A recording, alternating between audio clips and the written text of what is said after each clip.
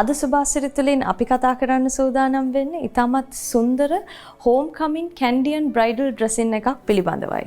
ඉතින් මේ පිළිබඳව කතා කරන්න අද අපත් සමග එකතු වෙනවා බියුටිෂන් රසිකා ප්‍රියදර්ශිනී. ඉතින් රසිකා අපි අද මුලින්ම කතා කරමු මේ ඔබ ඉදිරිපත් කරන ඉතාමත් ලස්සන හෝම් කමින් කැන්ඩියන් බ්‍රයිඩල් ඩ්‍රෙසින් එකක් පිළිබඳව. අපි මුලින්ම කතා කරමු hair and makeup එක ගැන. ඔව් චමීෂා, hair and makeup එක ගැන කතා කරනකොට අපි මෙතවර ඉදිරිපත් කරන්නේ home coming bridal එකක් ගැන. මගේ අද නිරූපිකාව හැටියට මම තෝරගෙන ඉන්නේ උරේෂා. උරේෂා හොඳ ලස්සන ස්කින් එකක් තියෙන ගර්ල් කෙනෙක්. එයාට අපි home coming එකට ගැලපෙන්න මෙරුන් කලරයකින් තමයි අද අපි යාගේ ඩ්‍රෙසින් එක සම්පූර්ණම කරලා තියෙන්නේ සාරි එක. ඉතින් මේකප් එක මම කරන්න හිතුවා එයාට ගැලපෙන විදිහට. දැන් උරේෂා ගත්තොත් එහෙම උරේෂාට තියෙන්නේ ෆෙයා ස්කින් එකක්, ලස්සන ස්කින් එකක් තියෙනවා.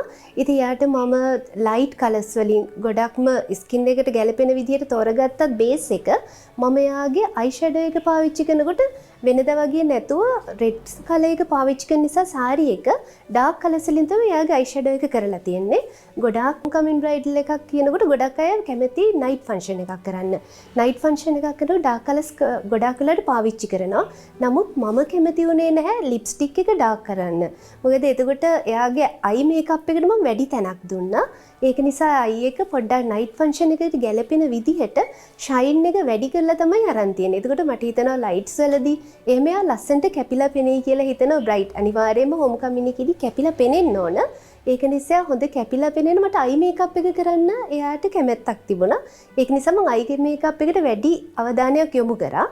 ඒ වගේම ගත්තොත් එහෙනම් මේකප් එක ගැන කතා කරනකොට එයාගේ ලිප් එක ලිප්ස්ටික් කලර් එක මම ගොඩක් පීච් එකට වගේ යන නියුඩ් කලර් එකකින් තමයි පාවිච්චි කරලා තියෙන්නේ. හැබැයි ඒක පොඩි ග්ලොස් එකක් තියෙනවා.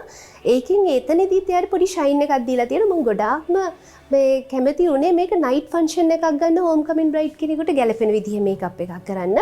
ඒ වගේම ශිමාවට පස්සේ ෆේස් එක ලස්සනට හයිලයිට් වෙලා තියෙනවා.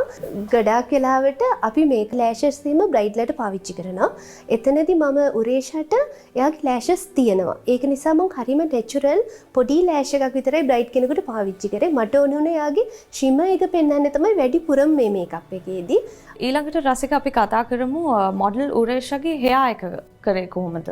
එයාගේ hair එක ගැන කතා කරොත් එහෙම එයාට කැන්ඩියන් බන් එකක් මම යොදා ගත්තත් ඒක මම පේන්නේ නැති වෙනකම්ම එයාට ගෝල්ඩ් කලර් කරපු බේබි ස්ප්‍රේත් වලින් ඒක කවර් කරලා තියෙනවා. මට උවමනාවක් තිබුණා වෙනස් දෙයක් කරන්නත් හෝම් කමින් එකකදී.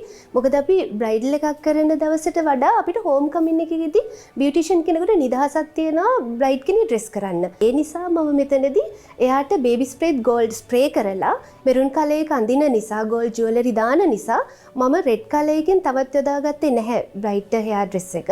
ඒකට මම බේබි ස්ප්‍රේත් ගෝල්ඩ් ස්ප්‍රේ කරලා තමයි පාවිච්චි කරලා තියෙන්නේ. ඒක ෆුල් කවර් වෙන විදිහට බේබි ස්ප්‍රේත් පිරෙන විදිහට දාලා තියෙනවා මේ හෙයාර් එකට. ඒ වගේම ගොඩක් බැක් කොම්බ් කරලා එහෙම පාවිච්චි කරේ නැහැ හෙයාර් එක යාගේ. එයාට පේන්න මම මල් තමයි යොදාගෙන තියෙන්නේ. ඒ කියන්නේ බේබි ස්ප්‍රේත් එක තමයි යොදාගෙන තියෙන්නේ යාගේ හෙඩ් ඩ්‍රෙස් එක තමයි එයාගේ ඉස්සරින් පේන්නේ ගොඩක්ම. ඊළඟට රසික අපි කතා කරමු මේ සුන්දර මනාලියගේ සාරි එක නිර්මාණය වුණේ කොහොමද? සාරි එක ගැන කතා කරොත් එහෙම ඉස්සෙල්ලම මට මේ සාරි එක නිර්මාණය කරනකොට ඇත්තටම දිලානිගේ ලොකු සහයෝගයක් ලැබුණා. දිලානි තමයි මේකේ ඩ්‍රෙස් මේකර් උනේ මගේ. එයා මගෙන් ඇහුවා මොන විදිහ එකක්ද ඔයාලට කරගන්න අවශ්‍ය වෙන්නේ කියලා.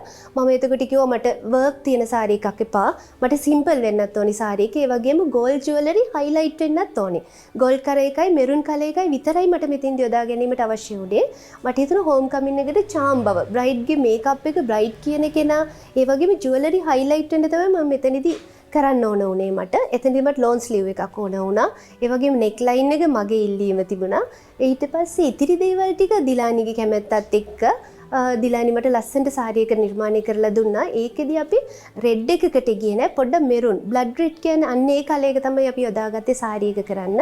ඒ වගේම ඩල් ගෝල්ඩ් එකෙන් ගිහිලා තියෙනවා ගෝල්ඩ් ජුවලරි වලට ගැලපෙන විදිහටම වර්ක් එක දාලා තියෙන සාරි එක. ඒකත් හරියම සිම්පල් වර්ක් එකක් තමයි තියෙන්නේ.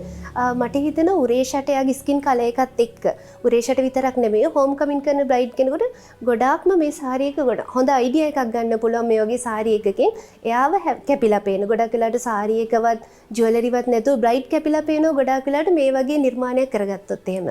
ඊළඟට රසික අපි කතා කරමු මේ ගේ සාරි එක කොහොමද ඇගේ ජුවලරීස් වලට මැච් කරේ සහ බොකේ එක කොහොමද නිර්මාණය කරේ? ජමීෂා මෙහෙමයි අපේ දැන් කැන්ඩියන් ජුවලරි සෙට් එක අපි සාරික ප්ලේන් කලර්ස් වලින් ගිහිල්ලා තියෙන්නේ. ඒ නිසා ජුවලරි සෙට් එක හයිලයිට් වෙනවා අනිවාර්යයෙන්ම. අඩුම ගානේ ඒකට දාලා තියෙන චේන් ටික උනත් ටිකක් හෙවි එකට ටිකක් ලොකු චේන් තමයි මම යොදාගෙන තියෙන කැන්ඩියන් පදක්කන් ටිකට දාලා තියෙන චේන් ටික. ඒ වගේම මම එතනදී ගොඩක් අර පෙතිමාල ඒ වගේ දේවල් පාවිච්චි කරේ නැහැ. පදක්කම් පහට අමතරව එක මාලයක් පමණක් මම යොදාගෙන තියෙනවා. ඒ වගේම තැල්ල පිරිච්ච තැල්ලක් තමයි මම එයාට යොදාගෙන තියෙන්නේ. ජුවලරි විදිහට සිම්පල් ඉයරින්ග්ස් දෙකක් දාලා තියෙනවා. සාරි බ්‍රෝච් එක, කොණ්ඩ කූරු, ඉරහඳ ඒ වගේ දේවල් හෝම් කමින් බ්‍රයිඩ් කෙනෙක් නිසා මෙයා ට්‍රැඩිෂනල් බ්‍රයිඩ් කෙනෙක් නොවෙන නිසාත් මොඩර්න් පැත්තට පොඩ්ඩක් තියෙන නිසා මම ඒව කිසිම දෙයක් යොදාගත්තේ නැහැ.